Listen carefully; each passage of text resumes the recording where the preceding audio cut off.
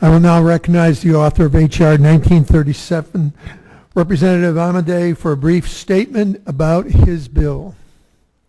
Thank you, Mr. Chairman, Mr. Ranking Member. For your record, Mark Amadei, representing Nevada's original congressional district.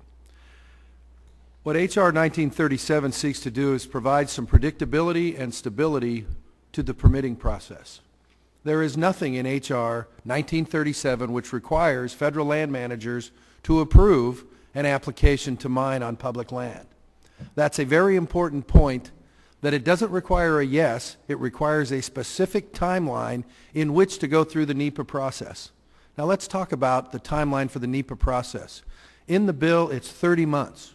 Now that's longer than you serve after you're elected by your constituents to come here, by 1.5 times. That's much longer than it takes you to get elected to serve here. That is a period of time that in previous testimony on this bill, when it was pointed out that the administration indicated we're doing real good and it only requires us 17 months to process a typical land use application, you say, well then what is your objection to more than doubling that time frame? There's also an extension provision in HR 1937 which says if you need more time and everybody agrees to that, then you can extend that process for an additional 6 months. By 1/6, you can extend that.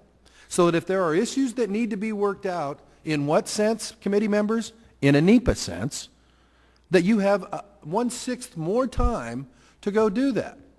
Now, why are we talking about time at all in the context of permitting mining on federal lands?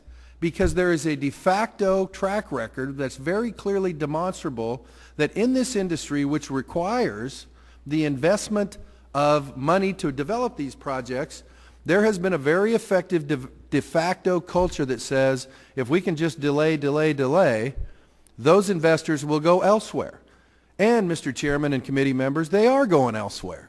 And you sit there and say, well, what's the damage in that?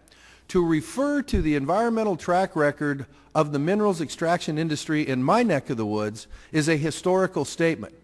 The stories on reclamation and responsible operation for minerals extraction in terms of restorations of land that is mined, and also historical ones that because these people are there, they've picked up those watershed restorations, those property restorations are indeed excellent. I can tell you that the Nevada Department of Environmental Protection, who supervises these things directly, has an excellent record in modern times over the last 3 decades of making folks do the right thing by the environment.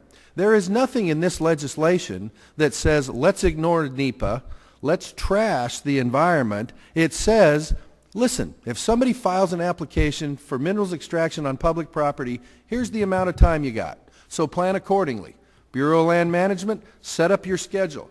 Tell people that if they want to participate in the process, here are their opportunities, and there you go. Now, if you get to the end of that process and that land manager says, I think the permit should be denied, this does nothing to change that discretion and that compliance with NEPA. It merely says you cannot sit there and delay the thing until the investors or the prospect dies of old age. My words, nobody else's. But it's an important thing in terms of we just want a limit on how long you study this thing to death. Now, I know that's a novel concept in the organization we're all in, since we're not famous for swift action on much of anything. But let's change for a minute to too broad. And I find it interesting to say, well, it's too broad and it needs to be this. Well, I think there was a statement made earlier that is indeed the truth. It's in the eyes of the beholder. I think back to the Loma Prieta earthquake in California when we had freeways that all of a sudden were no longer freeways. And so you needed to get those back up and operating again. Well, guess what? Sand and gravel supply was critical at that point in time.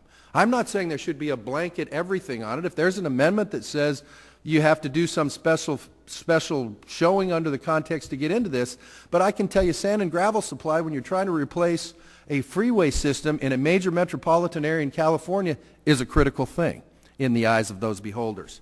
I will also indicate that when you talk about the royalties, you have totally ignored the fact that this is an industry which pays one of the highest average wages, pays #1 in my state in state and local taxes, and also the income taxes on those wages are significant. So if you want to just judge it on straight up, If after 30 months or before 30 months the land manager thinks that the permit ought to be denied, then they should deny it. But we shouldn't have to find out that the time frame for deciding is whatever it happens to be on a certain case without any limits. Thank you, Mr. Chairman, for your indulgence, and I yield back.